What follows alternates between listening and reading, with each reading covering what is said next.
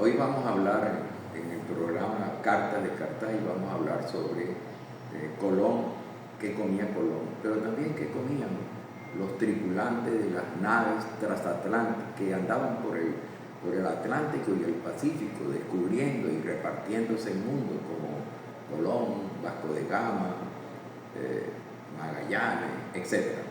Entonces, fundamentalmente vamos a hablar, o particularmente vamos a hablar de Colón.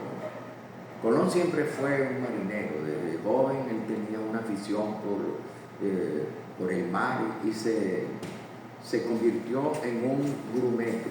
Entonces él estaba permanentemente ligado a las cosas del mar y conocía perfectamente el rigor de la vida marina.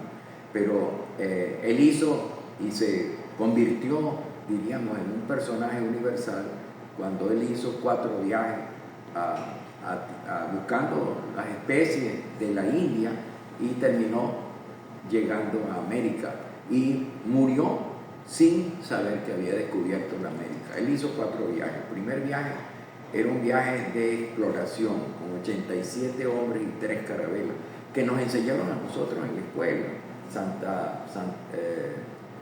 la Pinta, la Niña y Santa María.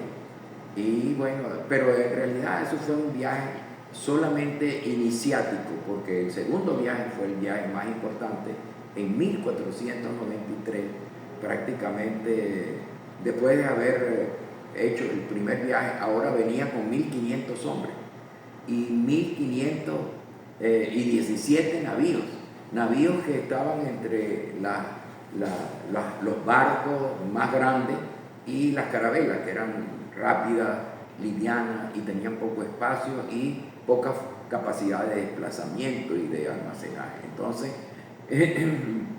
Colón, el problema grave para Colón, antes de llegar diríamos, a hacer ese viaje era el problema para todas las personas que salían a viajes interoceánicos. El problema para él era cómo surtir a la tripulación. Estamos hablando de 500, 800, 150 hombres. ¿Cómo calcular la cantidad de víveres que se necesitan y sobre todo la cantidad de agua? Porque el agua al cabo de unos días empezaba a echarse a perder. Eran aguas que se ponían en barriles, en toneles de madera y comenzaban a fermentar. Diríamos, se le formaba una capa encima y lo hacía impotable. Pero además tenía el problema de que los alimentos se dañaban rápidamente. Por eso no se utilizaban frutas en los viajes interplanetarios. Se utilizaban particularmente alimentos secos, no perecederos, a corto plazo. Entonces, y el alimento fundamental eran 3 los alimentos fundamentales. Uno era la galleta, una especie de galleta muy seca, muy dura, que lo llamaban bizcocho. Lo llamaban bizcocho porque era cocido 2 veces, biscot, o sea, bizcocho 2 veces, y era muy duro, y para poder comerla tenían que mojarla en agua, mojarla en vino. El segundo alimento muy importante era el vino, era infaltable a cada uno de los tripulantes. Tripulantes son los miembros que están comandando una embarcación. Los tripulantes se les entregaba un litro, casi un litro, el equivalente de 3/4 partes de un litro de vino todos los días. Era un vino seco que aguantaba los viajes interoceánicos. Y el tercero era el queso, un queso endurecido, y que se llenaba de gorgojos junto con las galletas. Generalmente los tripulantes comían de noche para no ver los gusanos que estaban en la comida, porque eran viajes de 27 días y esos viajes eran demasiado largos y no había muchísimas islas o muchísimas posibilidades de reaprovisionamiento del barco. Yo he viajado a Francia. Yo la primera vez que fui a Francia me fui por barco y yo recuerdo que cuando salimos de La Guaira duramos aproximadamente como 10 días sin ver nada, solamente mar, y nos alegramos muchísimo cuando como al 8º día empezaron a verse los delfines y empezaron a verse las gaviotas. Eso significa que había tierra cerca. Eran 8 días comiendo la misma comida, una comida monótona, aburrida, hasta que llegamos al primer puerto y nos aprovisionábamos de agua y de alimentos frescos, de fruta, y entonces las mesas de los barcos, por lo menos donde yo viajaba, eran mesas opíparas llenas de alimentos, etc. Pero en la época de Colón, estamos hablando de 400 años antes, era muy complicado, pues eran dietas aburridas, monótonas y yo diría dietéticamente poco saludables. Luego Colón comenzó, diríamos, cuando llegaban, por supuesto, a los lugares de reposo o a los lugares donde, ¿cómo se llama? Dentro del viaje llegábamos a una isla, entonces ahí sí comenzábamos otra vez a tomar agua. Las labores que se cumplen dentro de un barco o de una nave o de una carabela eran labores muy fuertes, por eso las dietas de esos tiempos llegaban a los 3.000 kilocalorías por persona y diarias.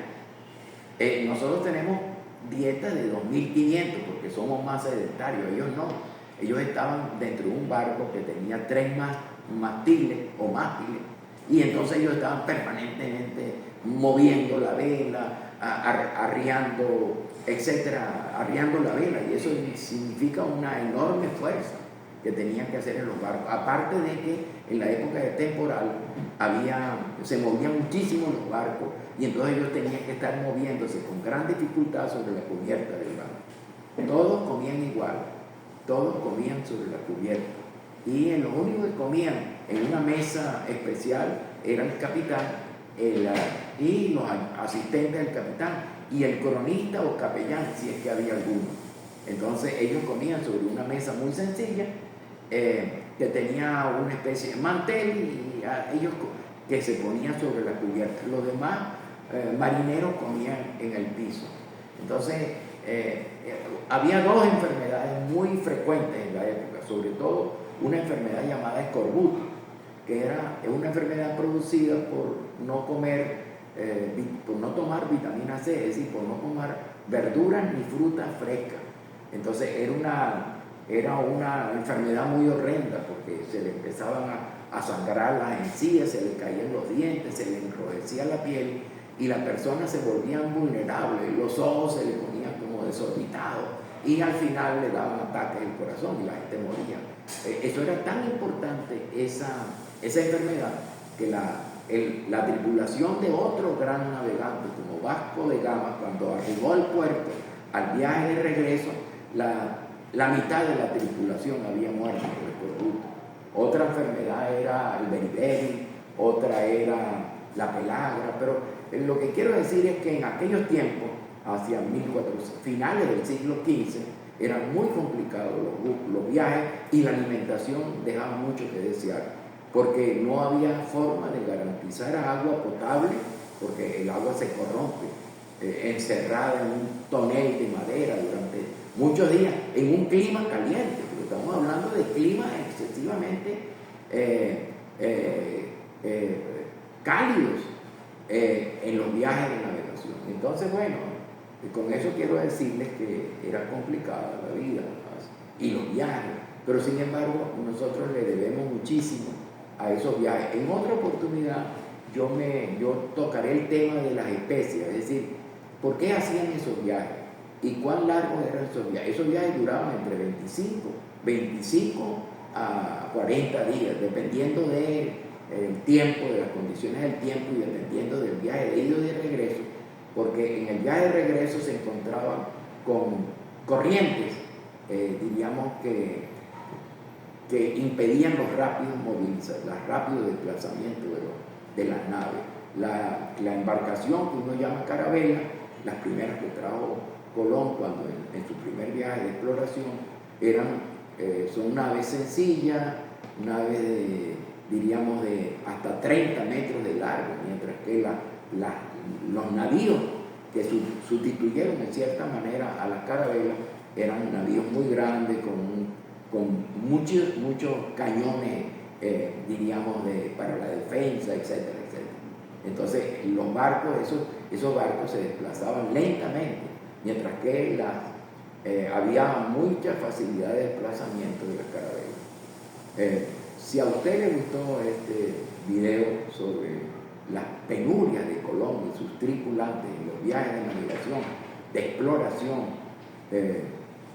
dirigidos por Colón, entonces usted le da clic. Y si no le gustó, pues ponga que no le gustó. Pero de todas maneras le agradezco que se inscriban en este canal, que es una manera de difundir mis estudios sobre historia y documentación. Nos vemos en la próxima Carta de Cartago.